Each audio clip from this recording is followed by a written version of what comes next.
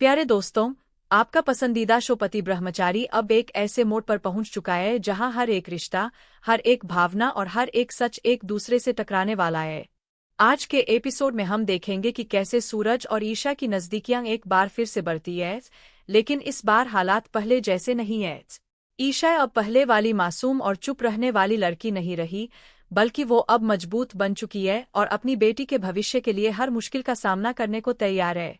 कहानी की शुरुआत होती है सूरज के ऑफिस से, जहां ईशा एक नई शुरुआत के साथ कदम रखती है।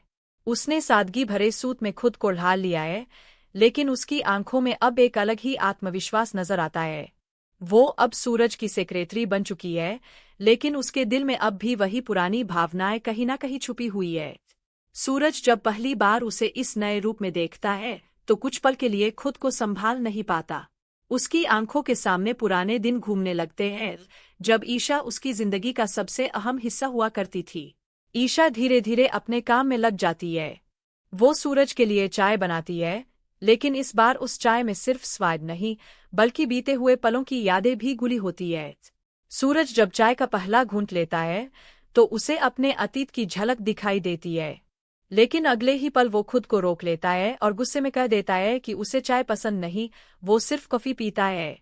ये सुनकर ईशा का दिल जरूर टूटता है, लेकिन वो अपनी मजबूरी को याद कर खुद को संभाल लेती है। दूसरी तरफ आकाश, जो अब ईशा का पति है, वो अंदर ही अंदर जल रहा है। उसे ये बिल्कुल भी बर्दाश्त नहीं हो रहा कि ईशा फिर से सूरज के करीब जा रही है। उसके मन में शक और गुस्सा दोनों बढ़ते जा रहे हैं। वो सोचता है कि कहीं ऐसा न हो कि ईशा फिर से सूरज के साथ अपनी पुरानी जिंदगी में लौट जाए।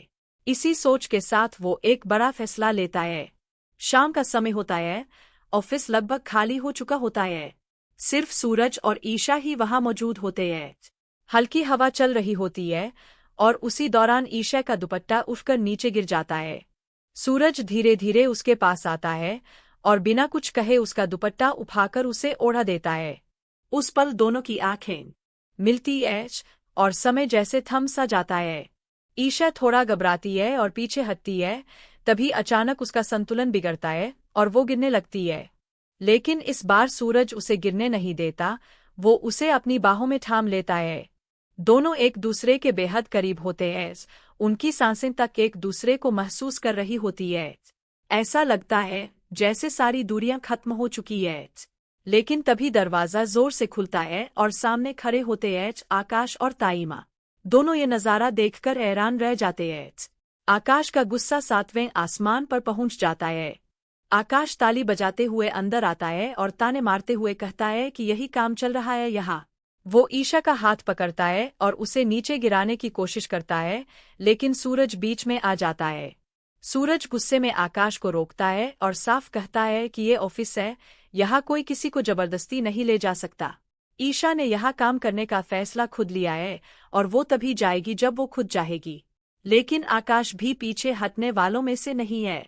वो सूरज को भड़काने लगता है और कहता है कि वो उसकी पत्नी को अपने पास रखना चाहता है। ये बात सुनकर सूरज को एक झटका लगता है और वो कुछ पल के लिए शांत हो जाता है। उसी मौके का फायदा उठाकर आकाश ईशा को वहां से जबरदस्ती ले जाता है।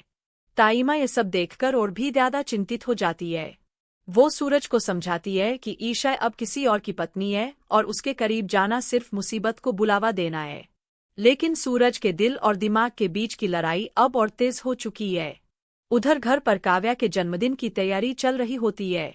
पूरा माहौल खुशियों से भरा होता है, लेकिन इस खुशी के पीछे एक बड़ा तूफान छुपा होता है। आरव, जो अपनी बहन को बहुत याद करता है, सूरज से एक वादा करवाता है कि वो उसकी बहन को इस घर में वापस लाएगा। इसी बीच सूरज एक बड़ा फैसला लेता है और ईशा को फोन करता है। वो उसे काव्या के जन्मदिन पर आने के लिए बुलाता है। ईशा के दिल में भी इस घर से जुड़ी कई यादें हैं और वो वहां आना चाहती है, लेकिन उसे आकाश का डर भी है। आने वाले सीन में हम देखेंगे कि कैसे ईशा सभी डर को पीछे छोड़कर गुलाब हवेली में कदम रखती है, लेकिन उसके आते ही माहौल बदल जाता। दोस्तों, आने वाले एपिसोड्स में आपको मिलेगा जबरदस्त ड्रामा, इमोशन और प्यार का असली इम्तिहान। अगर आप चाहते हैं कि सूरज और ईशा एक हो जाए, तो कमेंट में जरूर बताएं।